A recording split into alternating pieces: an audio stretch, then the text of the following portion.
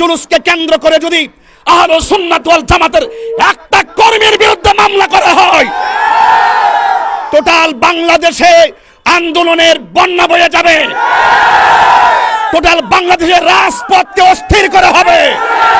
আজও স্বাধীন হতে পেরেছি রাষ্ট্রীয় প্রোগ্রামকে বাধা দেওয়ার জন্য, আল্লাহর হাবিবের শুভ আগমনের সেই আনন্দ র্যালিকে বাধা দেওয়ার জন্য প্রকাশ্য রাস্তার মধ্যে লাঠি নিয়ে বসে থাকে। এই জঙ্গিবাদিতা বাংলাদেশের আশিকে রাসূলরা মেনে নেবে না। প্রশাসন তাদেরকে ভয় পায়। যদি আপনারা ভয় পান তাহলে আমাদের কাছে ছেড়ে দেন। আমরা যদি মনে করি দেশে আইন নাই, তাহলে এই আইন আমরা নিজের হাতে তুলে নেব। আহলে সুন্নাত ওয়াল জামাতের উপরে যেইভাবে পূর্ব পরিকল্পিতভাবে অতর্কিত হামলা চালিয়ে আমাদের সুন্নি ভাইদেরকে রক্তাক্ত করেছে, সেটা মেনে নেওয়া যায় না। আমি আমার জীবনেও কোনো অন্যায় দাবি নিয়ে মাঠে নামি নাই। আমি যখন কোনো মাঠে নামি, মনে করবেন যে আমি যৌক্তিক দাবি নিয়ে মাঠে নামি। একটি রাষ্ট্রীয় প্রোগ্রামকে যারা বানচাল করে দিয়ে অতর্কিতভাবে সুন্নি জামাতের নিরীহ সুন্নি শান্তিপ্রিয় সুন্নি জামাতের জশ্ন জুলুসে এই উগ্রপন্থীরা আঘাত করে রক্তাক্ত করেছে, এই সমস্ত উগ্রবাদীদের বিরুদ্ধে আমাদের সকলকে রাজপথে রুখে দাঁড়াইবার প্রস্তাব দেওয়ার জন্য আমি এখানে এসেছি।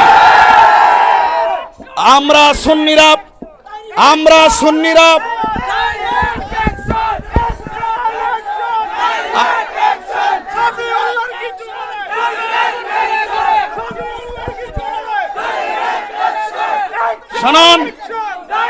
শুনুন প্রিয় কসবাবাসী, আপনারা জানেন এই ঈদে মিলাদুন্নবী সাল্লাল্লাহু আলাইহি সাল্লাম গতানুগতিক নতুন কোনো বিষয় না।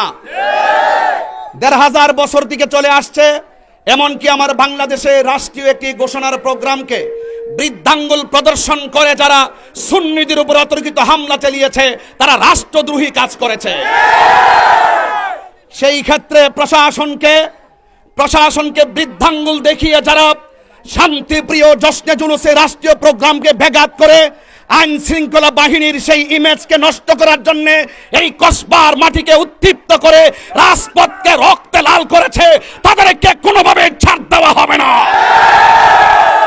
এবং আমাদের অসংখ্য মানুষ রক্তাক্ত হয়ে এই মুহূর্তে কুমিল্লা এবং ব্রাহ্মণবাড়িয়া হসপিটালে মৃত্যুর সঙ্গে পাঞ্জা লড়ছে। এবং আমরা সেটাও শুনেছি, আমাদের অসংখ্য কর্মীদেরকে থানায় নিয়ে যাওয়া হয়েছে।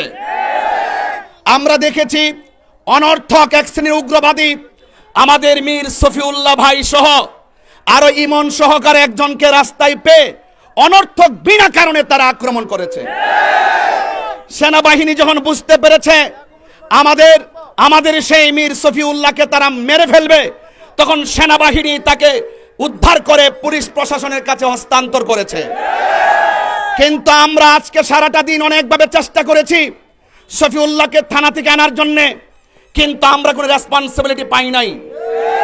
আমরা শুনতেছি তাকে চালান দেওয়া হবে।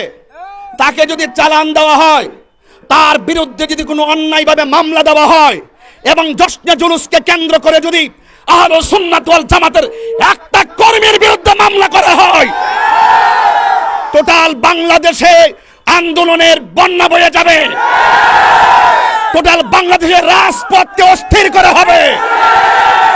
এবং যতক্ষণ পর্যন্ত মীর সফিউল্লাহকে মাগরিবের আগে মুক্তি দেওয়া না হবে, এই রাজপথেই মাগরিবের নামাজ হবে, রাস্তাঘাট বন্ধ করে দেওয়া হবে।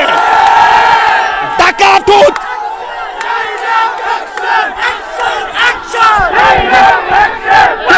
সফিউল্লাহর কিছু হলে অ্যাকশন অ্যাকশন অ্যাকশন নারে তাকবীর।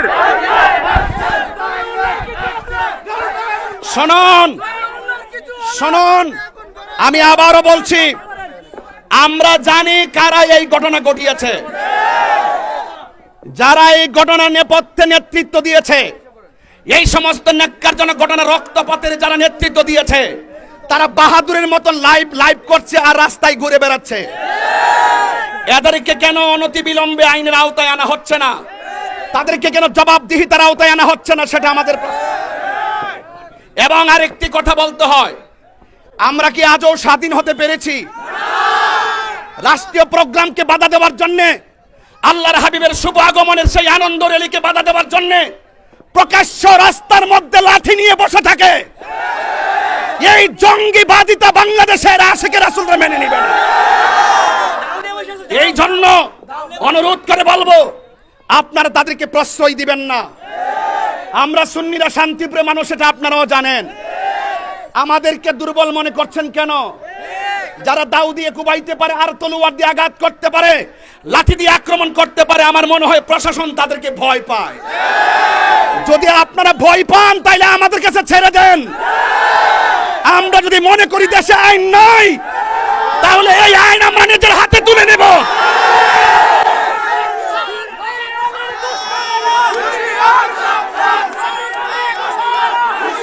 সাবধান